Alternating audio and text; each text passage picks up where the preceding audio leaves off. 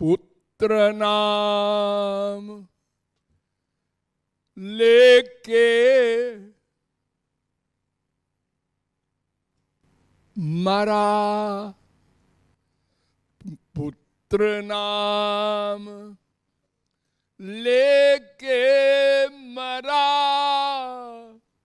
गोविंद राधे। पुत्र नाम लेके मरा, गोविंद राधे। आजामिल आजामिल ये बात मिथ्या बता दे।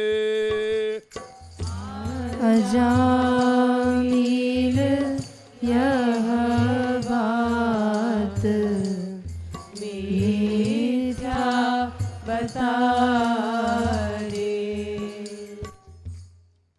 तमाम ग्रंथों में तमाम संतों ने भी और साधारण पंडितों ने भी ये बात हमारे देश में फैला रखी है। जैसे भागवत म्रियमाणो हरेर नाम गृणन पुत्रोपचारितम अजामिलोप्यगाधाम किम पुनः श्रद्धया गृणन। पुत्र को पुकारा मृत्यु के समय। पुत्र का नाम था नारायण। तो ये नियम सा है कि मरते समय आदमी उसी को बुलाता है जिससे बहुत अटैचमेंट हो। अरे भाई जरा अपने हमारी बिटिया को बुला दो, आखिरी बार देख ले। हमारे बेटे को बुला दो, आखिरी बार देख ले। तो अजामिल महान पापात्मा था, एग्जाम्पल था। वेश्यागामी। तो जब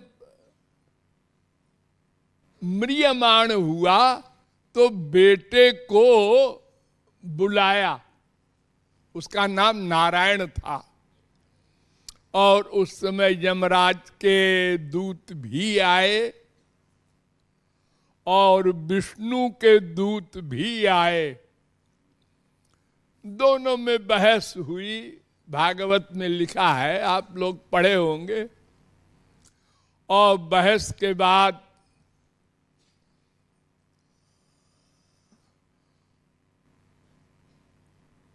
विष्णु दूतों की बात सही मानी गई, जमदूतों को भगा दिया गया। तो ये कथा आम तौर से प्रचलित है कि भगवान के नाम में ऐसा कमाल है कि बेटे का भी नाम रख दो और मरते समय बेटे को बुलाओ तो वैकुंठ चले जाओगे। कृपालु कहता है ये 100% गलत है।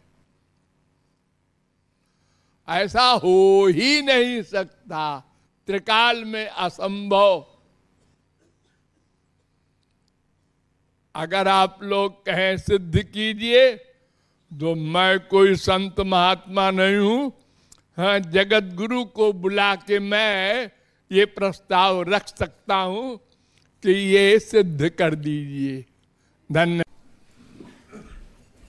अजामिल संबंधी और किसी ने उत्तर दिया नहीं।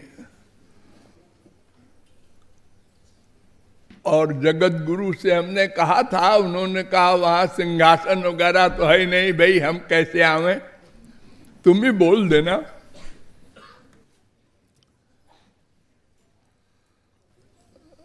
तो समझ लो उसका उत्तर। छोटा सा प्रश्न है, इसके लिए जगत गुरु को क्या बुलाना। हाँ, प्रश्न ये है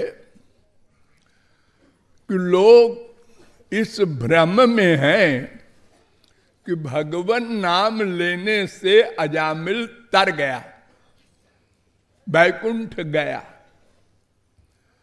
जबकि उसके मन का अटैचमेंट अपने बेटे में था। तो ये कैसे हुआ? क्यों? इसलिए कि वेद कहता है स यथा कामो भवति तत्क्रतुर्भवति, यत् क्रतुर्भवति तत्कर्म कुरुते, यत् कर्म कुरुते तदभिसंपद्यते। बृहदारण्यकोपनिषद 4:4-5। तुम्हारे मन का अटैचमेंट जहां होगा, मरने के बाद वहीं जाना होगा। मुंह से बोलने का कोई फल नहीं है। मन यथा क्रतुरस्मिन् लोके पुरुषो भवति तथेता प्रेत्य भवति। छांदोग्योपनिषद 3:14-1। मृत्यु के पहले जहां मन का अटैचमेंट होता है, वही उसकी गति होती है। ये सब वेद कह रहे हैं। अब गीता से समझिए। अंत काले च मामेव स्मरन् मुक्त्वा कलेवरम यः प्रयाति समद्भावम याति नास्त्यत्र संशयः। 8वें अध्याय का 5वां श्लोक। अंत काल में जो मेरा ही स्मरण करके शरीर छोड़ता है, दोनों शब्दों पर ध्यान दीजिए। मेरा ही स्मरण करके शरीर छोड़ता है, मुक्त्वा कलेवरम, वो मुझको प्राप्त होगा। और यदि किसी और का स्मरण करता है तो फिर जानते देवव्रता देवान, पितरीन जानते पितृव्रता, भूतानि जानते भूते ज्या, यान्ति यज्जाजिनोपिमाम। 9वें अध्याय का 25वां श्लोक।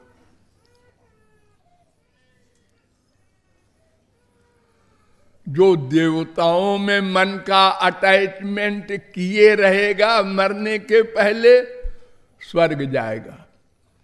और मनुष्यों में भी जिसके मन का अटैचमेंट का, वो वहीं जाएगा। छोटे मोटे नहीं, जड़ भरत शरीर के परमहंस भी मृत्यु के समय हिरण का स्मरण करते रहे तो हिरण बनना पड़ा। फिर कहती है गीता, यम यम वापि स्मरन् भावम त्यजत्यन्ते कलेवरम तन तमे वैति कौन्तेय सदा तद्भाव भाविता। 8:6। जिस में उसका मन का अटैचमेंट होगा और शरीर छोड़ेगा। देखिए, ये बार बार मैं बोल रहा हूं, शरीर छोड़ेगा, छुड़वाया जाएगा नहीं, छोड़ेगा अपनी इच्छा से।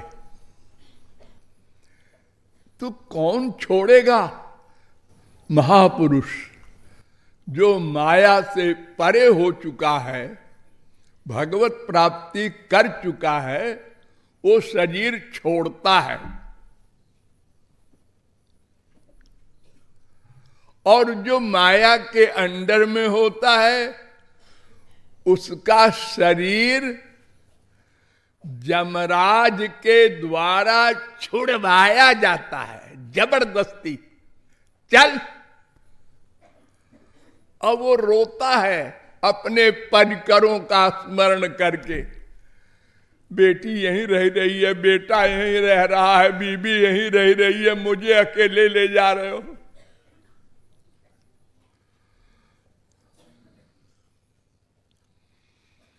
फिर गीता कहती है, ओम इत्येकाक्षरम ब्रह्म व्याहरन माम अनुस्मरन। देखिए हर एक कोटेशन कह रहा है मेरा स्मरण करते हुए। मेरा अजामिल तो बेटे का स्मरण करके बेटे को बुलाया था ना। अरे 1000 बार आप लोगों को कहा है कि प्रत्येक कर्म का कर्ता मन है, इंद्रियां नहीं। इसलिए बार बार भगवान अर्जुन से कह रहे हैं मेरा स्मरण करते हुए और मेरा नाम लेते हुए। कृपालु कहता है हम नहीं लेंगे आपका नाम, केवल स्मरण करेंगे। ओ तुम भी आओगे गोलोक। मन का अटैचमेंट, सरेंडर, भक्ति पूर्ण रूपेण अगर हो गई है मरने के पहले, तभी वो शरीर छोड़ेगा।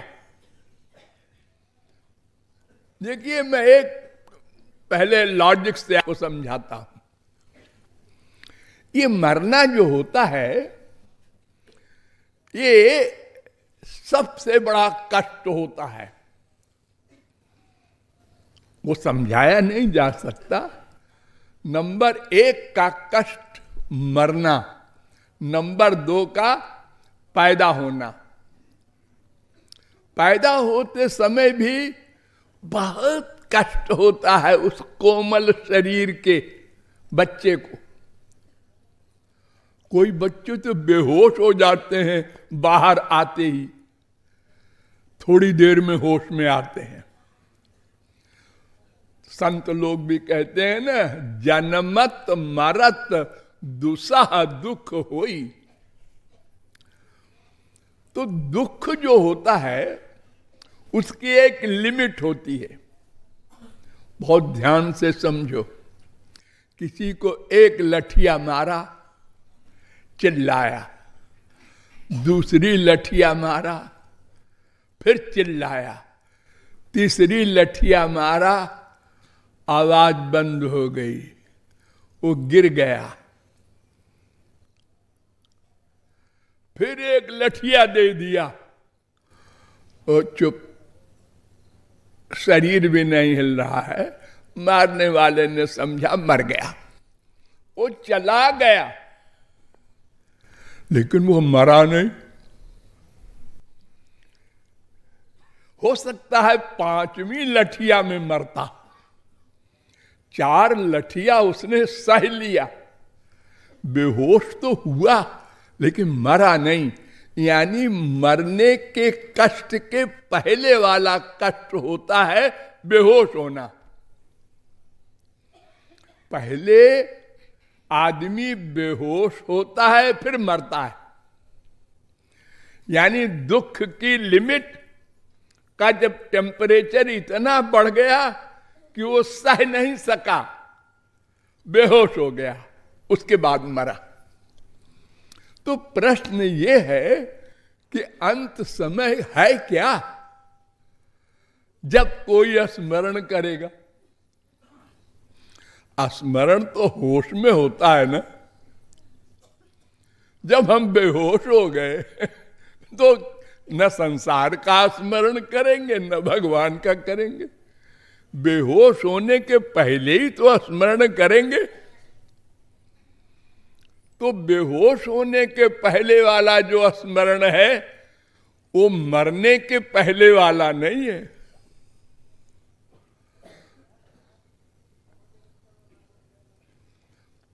मरा तो उसके बाद। क्या हुआ था अजामिल के बारे में? अब भागवत में आइए। भागवत कहती है भक्त्यावेश मनो यस्मिन वाचायन नाम कीर्तयन त्यजन कलेवरम योगी मुच्यते काम कर्म भी। 1:9-23 भागवत। भक्ति करके मन मुझ में लगा दे। भक्त्यावेश मनो, अब वाचा यन नाम कीर्तयन, वाणी से भी मेरा नाम बोल दे। और फिर त्यजन कलेवरम, शरीर छोड़े। छोड़वाया जाएगा तो बेहोश हो जाएगा, वो स्मरण कैसे करेगा भगवान का? छोड़े।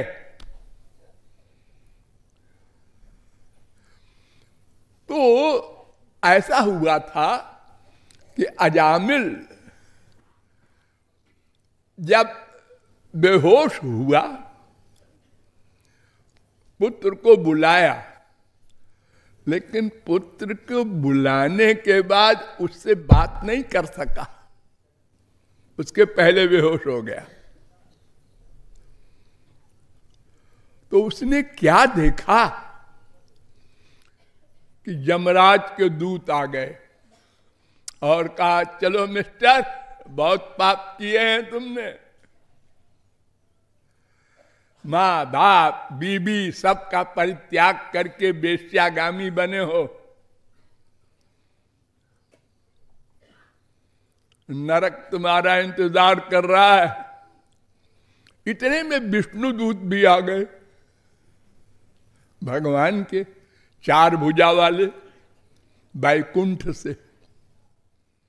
उसने कहा है आओ, तुम लोग कौन हो?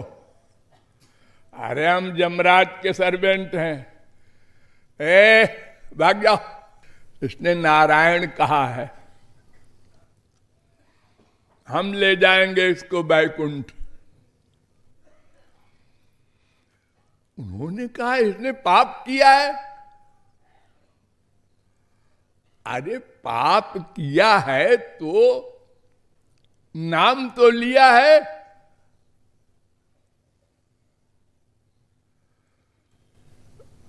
दोनों में 2 प्रकार के धर्म होते हैं ना, एक अपर धर्म, एक पर धर्म। एक स्वाभाविक धर्म, एक आगंतुक धर्म। एक आध्यात्मिक धर्म, एक दैहिक धर्म। अर्थात एक धर्म होता है आत्मा का, एक धर्म होता है शरीर का।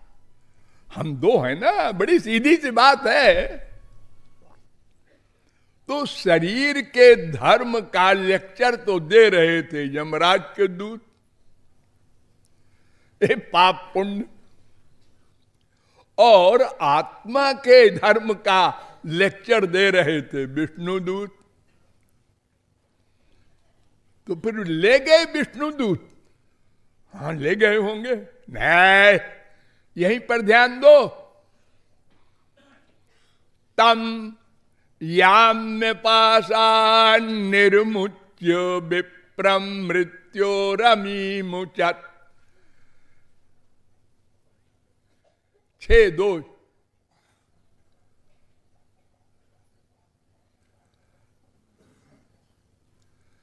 40।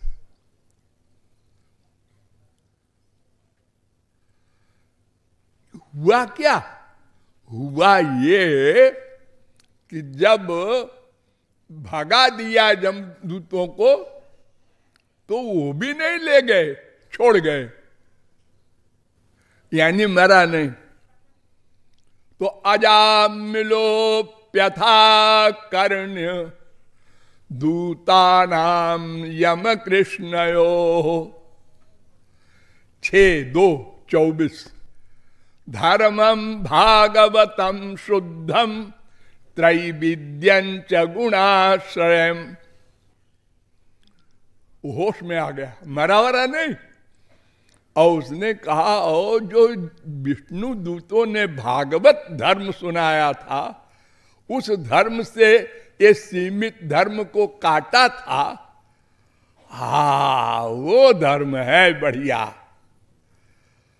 हम उसको धारण करेंगे।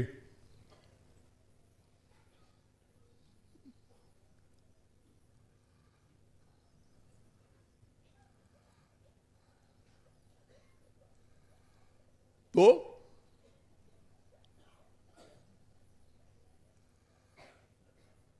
भक्तिमान भगवत्याशु महात्म्य श्रवणाधरे 6:2-25 भगवान के श्री कृष्ण के महात्म को जब सुना उसने कि भगवान का नाम लिया है इसने, तो भक्तिमान, भगवान के प्रति उसको भक्ति जागृत हो गई। यानी पूर्व जन्म के पाप के संस्कार प्रारब्ध के कारण ये नाटक सब बीच में हुआ, बेश्यागामी हुआ। वो प्रारब्ध कट गया जब, तो उसको भक्ति का उदय जो पूर्व जन्म में था वो फिर से हो गया। और फिर क्या हुआ? धास्ये मनो भगवती शुद्धम तत्कीर्तनादि भी 6:2-38 भागवत। अब मैं अपना मन कीर्तन आदि नवधा भक्ति के द्वारा भगवान में लगाऊंगा। मैंने जान लिया भागवत धर्म क्या होता है। भक्ति उदय हो गई। फिर क्या हुआ? इति जात सुनिर्वेदा क्षण संगेन साधुषु गंगा द्वार मुपेयाय त्यक्त सर्वानुबंधन। एक क्षण के यानी थोड़ी देर के विष्णु दूतों के संग से उसका प्रारब्ध ये कटा और पूर्व जन्म की अवस्था आ गई। और उसने कहा अब मैं हरिद्वार जाऊंगा और श्री कृष्ण की भक्ति ही करूंगा। और चला गया, मरावरा नहीं।